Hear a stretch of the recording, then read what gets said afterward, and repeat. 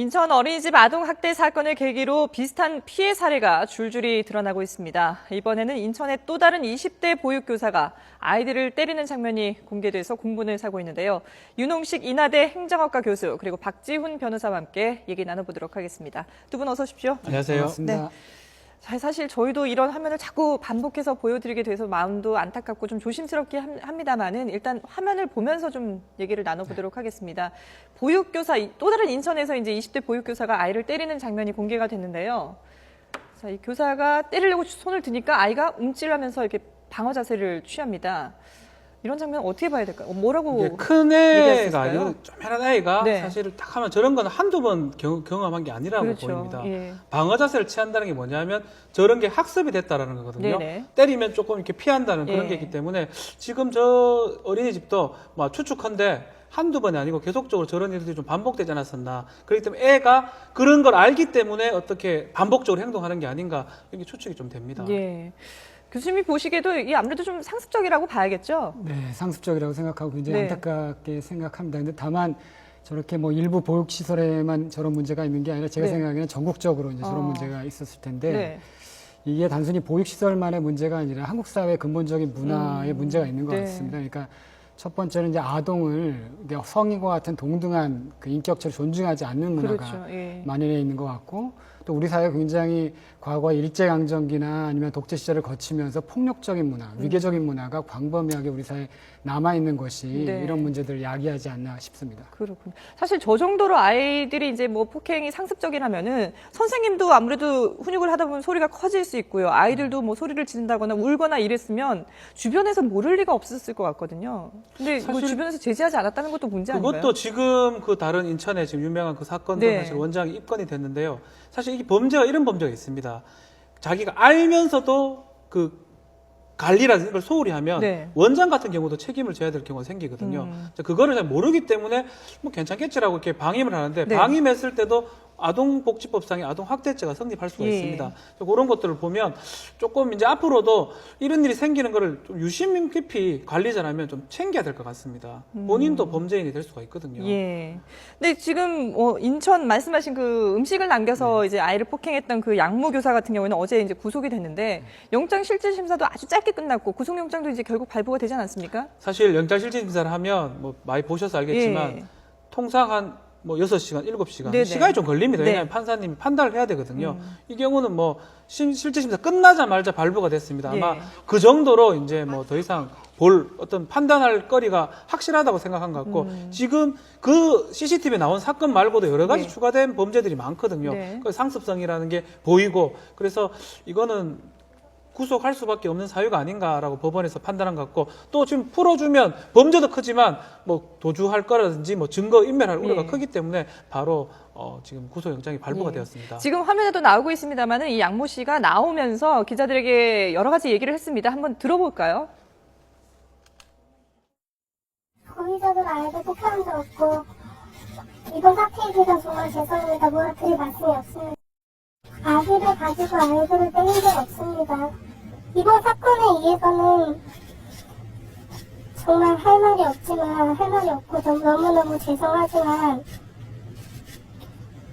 너무 부풀려져서 제가 하지도 않은 일들까지 제가 한글로 뒤집어 쓴 거에 대해서도 네. 이번 사건에 대해서는 뭐 사죄를 한다고 하면서도 억울한 측면이 있다 뭐 좀 이런 뉘앙스로 들리는데요. 네, 그러니까 뭐 제 생각에는 뭐 그런 일들이 관행적으로 이루어진다라고 예. 생각했기 생각했기 때문에 그런 비난이 자기에게 쏟아지는 거에 대해서 동의하지 않는 이런 것 같습니다. 그러니까 예. 이게 한 사람이나 몇몇 교사의 문제가 아니라 우리 사회 전체가 이런 부분에 대한 경각심을 좀 함양해야 될 필요가 있다고 생각합니다. 아니, 그렇다고 하더라도 뭐 CCTV에 확실히 나오지 않습니까? 네. CCTV가 없었다 그러면 이것도 사실 밝혀지지 않을 그렇죠. 그런 사건이거든요. 예.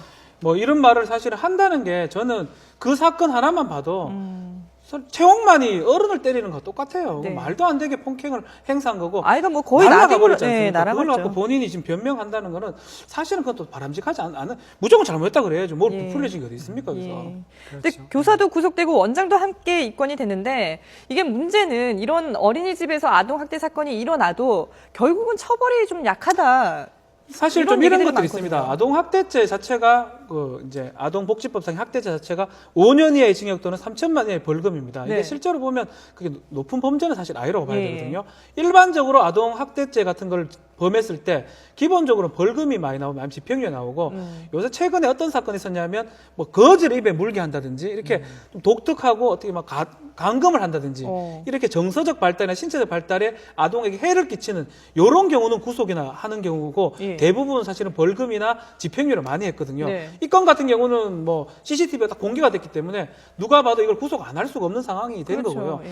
이게 앞으로는 조금 좀 더 강하게 좀 처벌해야 되지 않나. 아동은 우리나라의 미래가 아니겠습니까? 네네. 그러고 약간의 어떤 학대 행위라도 어른이 맞는 거하고 아동이 맞는 건 차이가 나거든요. 그럼요. 예. 그래서 이런 것들을 고려해서 법원 같은 경우도 조금 강하게 법 집행을 할 필요가 있을 것 같다는 생각이 듭니다. 그러니까 물론 저도 이제 강력하게 처벌하는 것에 대해서는 동의를 네. 하지만 사실은 이게 뭐 마녀 사냥식으로 뭐 개인에게 처벌을 강화한다고 해서 문제가 해결될 문제가 아니거든요. 예. 그러니까 근본적인 원인들에 대해서 이번에 좀 다뤄볼 필요가 있을 것 같고 예. 제가 생각에 근본적 원인이 한국 사회에서 보육시설이 주로 이제 민간 시설 중심으로 이루어져 있습니다. 예. 근데 민간 시설은 개인의 사적 재산이라고 간주되고 있거든요. 예. 그러니까 이윤을 계속 추구하려고 네네. 그러죠. 그러니까 이윤을 추구하는 과정 속에서 온갖 뭐 예를 들면 자격이 떨어지거나 아니면 질이 낮은 교사들을 고용한다든지 이런 문제들이 생기는 예. 거거든요. 그래서 좀 국가의 책임들을 강화하고 국공립보육시설을 좀 질 좋은 국공립보육을 확대하는 네. 이런 방향으로 정책 방향이 좀 전환돼야 된다 이렇게 그렇죠. 말씀드릴 수가 있을 것 교수님 같습니다. 말씀이 상당히 의미가 있는 게 사실 아동학대, 어린이집에서 이런 아동학대가 처음은 아니잖아요. 그렇죠. 그동안에 계속 많이 지적이 돼 왔는데도 불구하고 또 이 사안이 터질 때마다 우리가 다시 생각해봐야 된다 하지만 결국은 고쳐지지 않는 문제거든요. 그렇죠. 네네. 그러니까 이 어린이집을 돈을 벌기 위해서 이윤을 남기기 위해서 이 어린이집을 운영하는 그런 부분들도 좀 문제가 되지 않을까 싶은데요. 그러니까 법상으로는 어린이집, 민간 어린이집도 이윤을 남길 수 없게 되어 있습니다. 또 정부 지원도 이윤을 남길 정도로 지원하지 않고 있고요. 예. 근데 그런 상황에서 민간 어린이집을 자기 돈을 들여서 세운 사람들은 네. 예를 들면 민간 어린이집에서 일정 정도의 수익을 그러니까 얻어내려고 하는 거죠. 이런 구조가 문제라는 거죠. 그래서 예. 지금 한국에서 우리나라에서 민간 어린이집이 거의 90%를 넘고 있습니다. 네네. 그 국공립보육시설은 5%에 불과하고요. 이런 어떤 불균형적인 구조들을 역전시켜야 된다는 거죠. 국공립보육시설을 대폭 확대하고 네. 민간시설을 줄여나가면서 나가게 되면 이런 문제가 좀 완화될 수 있지 않을까라고 생각합니다. 사실 이런 일이 일어났다 해가지고 보육고사 모든 분이 잘못됐다고 보면 안 됩니다. 그렇죠. 예. 그래서 대부분 교사들은 잘하고 있다고 봐야 예. 되고 문제는 뭐냐면 처우 부분을 지금 말씀하셨는데 네. 처우를 많이 해줘야지 그만큼 어떤 의무를 부담할 수가 있는 거거든요. 자격을 딸 때도 아주 어렵게 해놔야지 좋은 사람들이 나올 수 있는 거고 예. 또 인성도 좋은 사람이 나올 수 있는 거고 쉽게 딸 수 있다 그러면 뭐 어떤 사람이라 할 수 있는 거잖아요. 그래서 처우도 많이 주고 돈도 많이 주고 대우를 많이 해주면 그만큼 본인의 의무도 있고 뭐 네. CCTV가 나오는데 CCTV를 달아놔도 괜찮을 정도의 네. 그런 상황이 되려 그러면 전반적으로 국가가 다 이렇게 좀 검토를 좀 해봐야 될 것 같습니다. 예. 결국 근데 이런 모든 것들을 다 하려면은 정부 예산이 있다면 뭐 다 해결되는 문제지만 그게 안 되다 보니까 또 이런 여러 가지 문제들이 덩달아 일어나는 것 같아요. 사실 근데 저는 예산을 뭐 교수님 더 잘하시겠지만 예산은 실제로 많이 누리과정 해가지고 많이 늘렸거든요. 네. 저는 그것도 잘못된 것 같아요. 뭐 사람이 있고 이럴 때 늘려야 되는데 돈만 무턱대로 늘어나니까 뽑는 과정에서 아니면 어린이집은 수도 없이 많은데 예. 이제 인력 채용이 안 되는 겁니다. 네네. 그러니까 조금 자격을 좀 완화시켜서 뽑는 것도 돈도 사실 그 맞게 늘려야 되는데 너무 무턱대고 많이 늘린다 이것도 맞는 것 같지는 않습니다. 그렇죠. 그러니까 정부가 이제 소위 말하는 이제 보육 지원을 확대하면서 예. 주로 비용만 지원했죠. 그러니까 예. 원래 제대로 정책 효과가 나기 위해선 좋은 인프라, 그러니까 시설들을 확장해야 되거든요. 네. 그러니까 이런 시설을 확장하려면 돈이 더 들어가니까 예. 여기는 외면하고 주로 보육료 지원으로 확대해서 민간 업자들이 보육시장에 진입하는. 네. 그래서 이런 문제가 더 커지는 이런 어떤 악순환의 고리를 만들었다고 생각합니다. 그렇군요. 뭐 변호사님도 말씀하셨지만 이 보육 교사들의 현장 그 처우 개선 이런 부분들도 얘기를 하는데 사실 심각합니다. 그게 어떻게 보면 이게 뭐 이런 아동 학대의 본질은 아닙니다만은 그래도 이 보육 교사들이 사실 저희도 부모지만 아이들 키우다 보면 힘들 때가 많잖아요. 근데 이걸 이 한두 명도 아니고 여러 명의 아이들을 보육 교사들이 담당을 하다 보면 어려운 점들이 많을 것 같아요. 그렇죠. 생각해 보면요. 대략 하루에 10시간 이상 네. 일합니다. 평균적으로. 예. 그리고 한 달에 대략 140만 원 정도를 받고 있거든요. 예. 휴가를 내기도 힘들고요. 네. 또 예를 들면 좋은 자격 조건을 요구한다고 해서 대학을 졸업하고 석사과정을 졸업해도 별로 급여나 처우가 변동이 없습니다. 또 그다음에 민간 어린이집 같은 경우에 평균 고용 기간을 보면 예. 대략 1년 반 정도가 됩니다.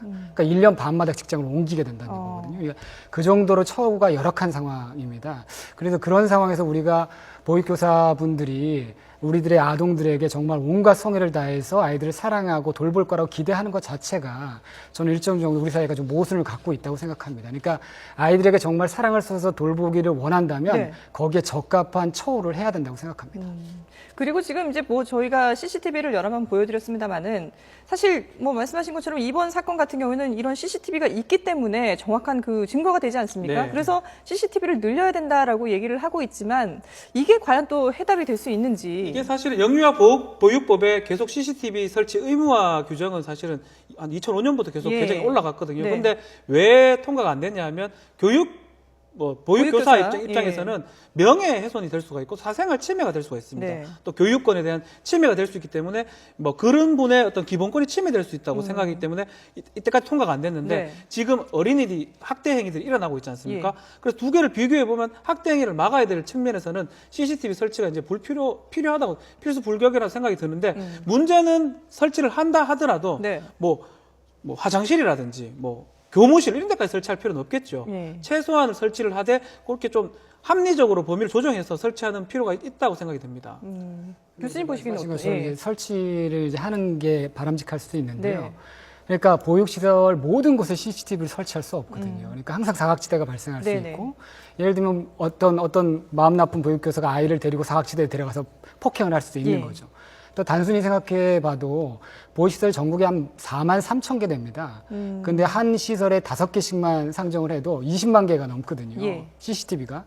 근데 그 테이블 매일매일 20만 개가 되는 테이블을 분석한다는 것 자체도 이게 사실 가능한 일이 아니거든요. 네. 그래서 CCTV가 하나의 뭐 현상적인 대안이 될 수 있지만 저는 근본적으로 보육시설 운영에 예. 좀 투명하고 민주적으로 운영돼야 된다. 그래서 학부모들이 보육시설 운영에 참여할 수 있는 제도 장치를 좀 마련해 줘야 된다라고 생각합니다. 이것이 저는 근본적으로 보육시설이 지금보다 더 좋은 조건에서 아이들에게 돌봄을 제공할 수 있는 어떤 예. 제도적 장치가 되지 않을까 생각합니다. 그럼 지금 현재는 이 운영을 뭐 어떻게 감시할 수 있는 방안이 전혀 없는 건가요? 지금 이제 운영위원회를 법에 이번에 개정이 돼서 설치할 수 있다로 되어 있습니다. 아, 강제 규정은 네, 강제 아니고 규정을 할 수 설치할 수 있다. 있다라고 되어 있고요. 그래서 그거를 설치해야 한다라고 하고 예. 그 구성에서 이제 학부모 대표가 참여하게 하고 또 지역사회에 공익적 활동을 하시는 분들이 운영에 참여하게 한다면 네. 어린이집이나 보육시설이 지역사회 하나의 기관이 되는 거고 지역사회 전체와 학부모 전체의 관리 감독을 받게 되는 거죠. 이런 것들이 아마 저는 보육시설 운영을 좀 더 투명하게 하고 민주적으로 운영하는 데 도움이 될 거라고 생각합니다. 예.